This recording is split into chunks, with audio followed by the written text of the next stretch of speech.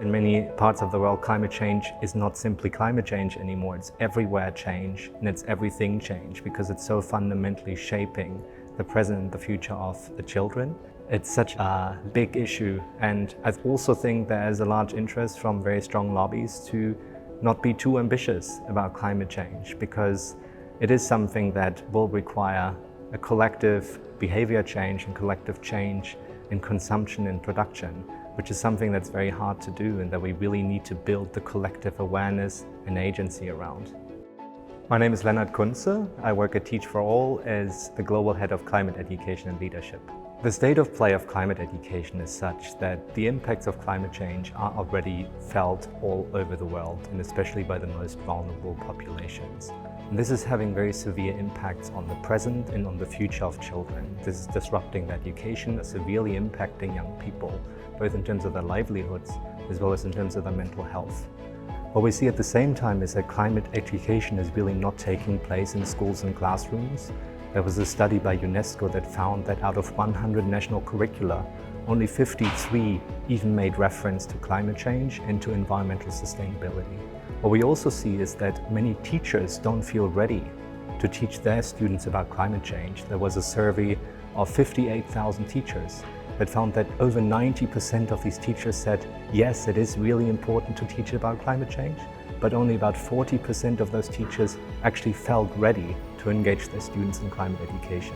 As part of the vision of Teach for All to support all children to thrive and to shape a better future, our Climate Education Leadership Initiative works to get all our teachers ready to teach their children and students in a meaningful way about climate change and about the impacts of climate change, as well as then getting our alumni, innovators, school leaders, education policy leaders ready to infuse climate education across the system. So we're working at different levels on the issue of climate education, always together with our partners. The first is that we have a global climate education community where we already have 450 people from across our global network. These are current fellows, these are alumni, these are staff members of network partners, these are some of the student leaders. They're coming together once a month and they're learning together around certain themes of climate education, and we're building the capacity of everybody as well as the cross connections. We're building community.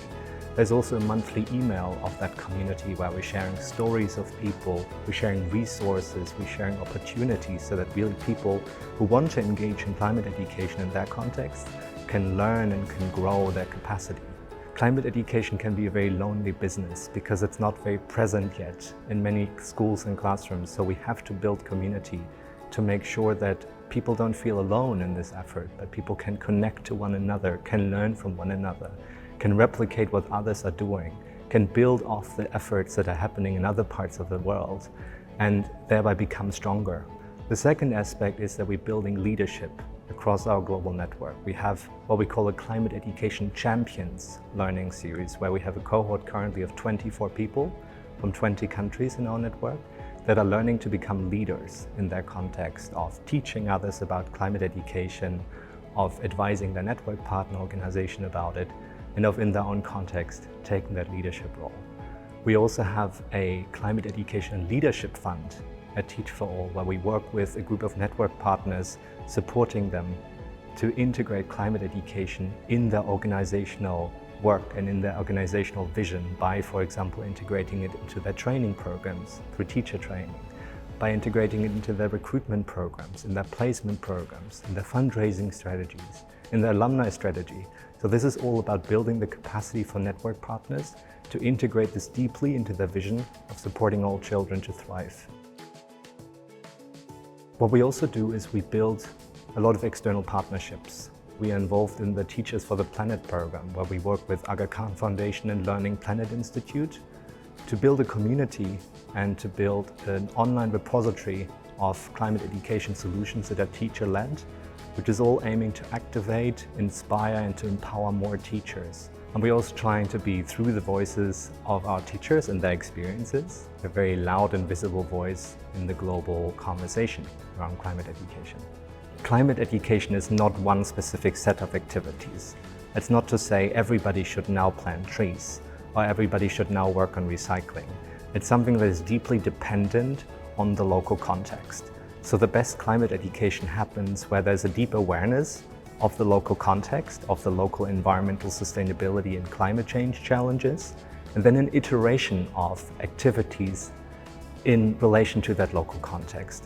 The concept of teaching as collective leadership brilliantly illustrates what's required for climate action, because it's about seeing teachers as co-learners together with their students who are leaders and building in the classroom something together.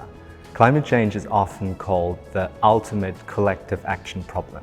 Actions are only as good as the collective actions of everybody together. So we really need to build the collective action rather than focusing on individual actions. And that should start in the classrooms by taking the collective of the classroom and together thinking about what can we as a collective do.